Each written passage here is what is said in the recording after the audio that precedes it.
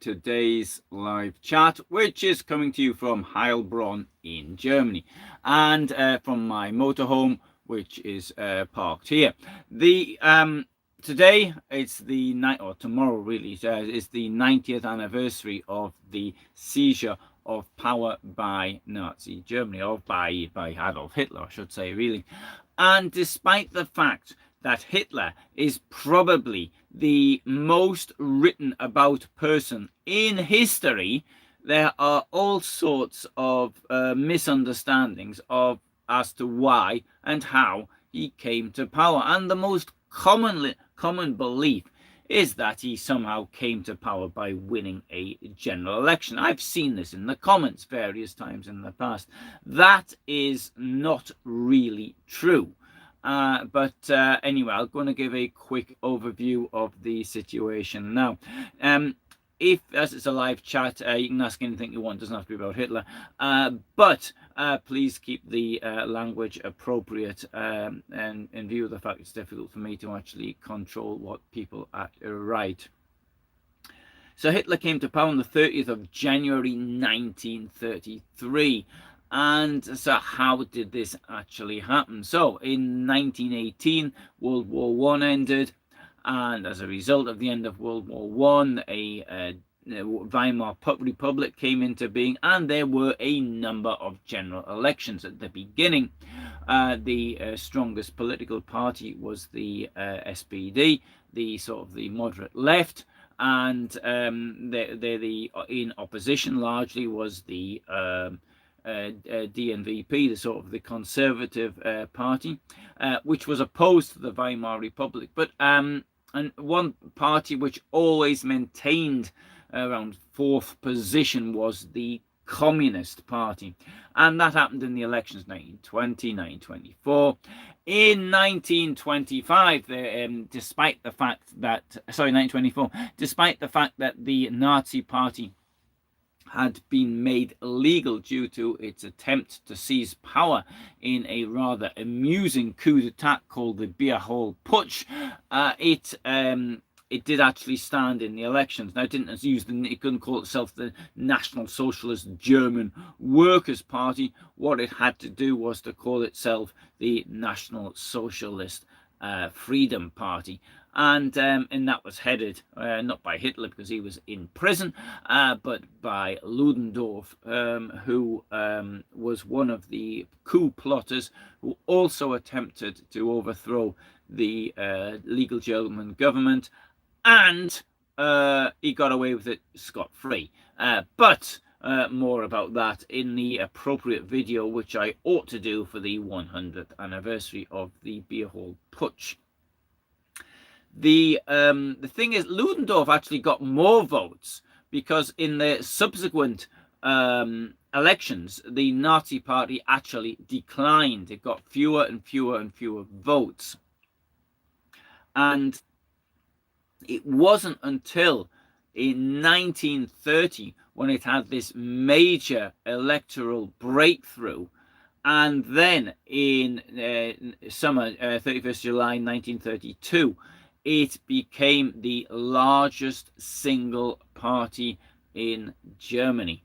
And with this, this would give them some right to be able to form a government. Now, governments that were formed in the Weimar system, similar to what it is in Britain, for example, today, it was like the president, or in this case, in British case, the monarch, would invite someone to form a government. However, because of the economic situation from around March of 1930, Hindenburg, the president of Germany, decided to, he was ruling more or less by emergency decree. He couldn't get, hi Michael, he couldn't get the parties to agree amongst themselves. Indeed, Hitler actually mocked the parliament of parties and their inability to actually achieve anything. Weimar Republic, in my opinion, did have major successes, but that's not the point here. One of the problems, of course, was how to deal with the recession, and the way of dealing with the recession brought along by the economic crash was to be austerity. Austerity at a time when there's a crash is not going to be very popular. Millions out of work and not enough money to pay for them. So he tried various chancellors, but the thing was, after the elections of the 31st of July 1932, sorry, neither the both the Communist Party and Nazi Party together had nearly 51% of the vote. So there was more people supporting the extremists than was supporting the traditional parties of before, so which went into decline.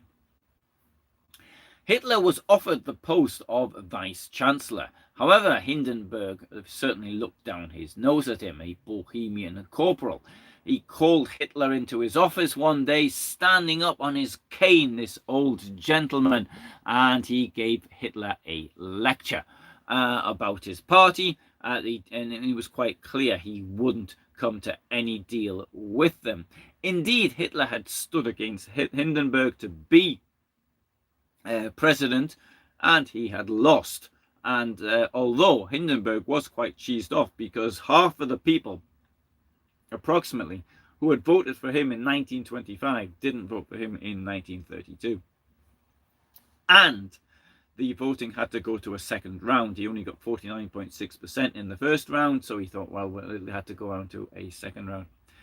The parliament was unable to agree on anything, more or less, and so we come around to November of 1932. There's new elections, and this time the Nazi vote drops. 2 million fewer people vote Nazi. So the Nazi Party, which had gone up very quickly following the crash, now started to go down a bit. Now, the Nazi Party had appeared from nowhere, and in the mid-20s it was being a bit of a joke party, and it didn't. Maybe people voted for it in 1924 because of the leader Ludendorff. One of the problems, of course, was the what I would call the establishment elite, within German society. So these were people who were fighting amongst themselves for power. Most notable of all was one General Schleicher and Franz von Papen, both of whom had been chancellors, both of whom were really on friendly terms, and both of whom were, after the political machinations of towards the end of 1932, ended up hating each other. And I think it was this competition between these two which to a large extent allowed Hitler to come to power. Could these people within the elite, representing the landed aristocracy, and not new businesses? It's often said that, okay, businesses brought Hitler to power. I don't think that's true. So they sought to form a government with this. Now, lots of negotiations were necessary, and this was hello, John, and the meetings were set up. For example, in the house of Joachim von Ribbentrop, later Hitler's foreign minister, later got hanged in Nuremberg, and he knew various people. He could bring in Hitler, he could get in von Papen, and he could also get in Oskar Hindenburg, who was the son of the president, and Alfred Hugenberg, who was owner of various magazines, the Rupert Murdoch of the time. They came to the idea amongst themselves that they could ask Hitler to form a government and they could control him. Franz von Papen said, "We'll control Hitler until the pips squeak," or words to that effect. And indeed, the first Hitler cabinet on the 30th of January 1933 only had were from the sort of the conservative right. As Hermann Goering became interior minister of Prussia and thus controlling the police in Prussia, he was able to use the police against the Communist Party, and he was supposed to refer himself to the Prussian president, which was Franz von Papen, no less, but he didn't bother doing it. And thanks to this type of machinations, they managed to deny access of the Communist Party and certain SPD members to the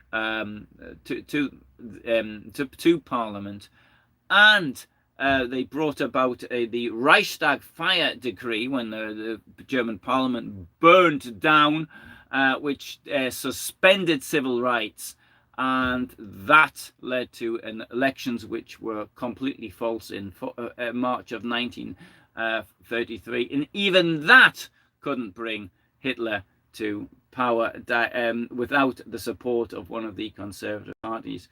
So it is true that businesses, I've done a video on this, the business leaders that support Hitler, but it is these were the Ruhr area, the coal bosses, the heavy industries from that area. It wasn't a general thing throughout Germany. And I think to a large extent, they felt they had to decide between Nazis and communists, and they chose Nazis because they thought they could control the Nazis more than they could control the communists. So it's the establishment elite, in my opinion, which did that. I'll do videos on this subject later in far more depth, but for the moment I thought I ought to commemorate the anniversary of this happening in some way. So thanks very much for listening. You've got my account, which may be a little bit more controversial, but I do not accept that Hitler won an election, and I don't accept that it was thanks to businesses that he actually got himself in this. It was thanks to one businessman, Hugenberg, but that's a story for another time. Thanks, all the best from me in Germany, Heilbronn, Germany, and I probably will do a Ukraine war thing later. Thanks, Michael. Thanks, and all the best from me.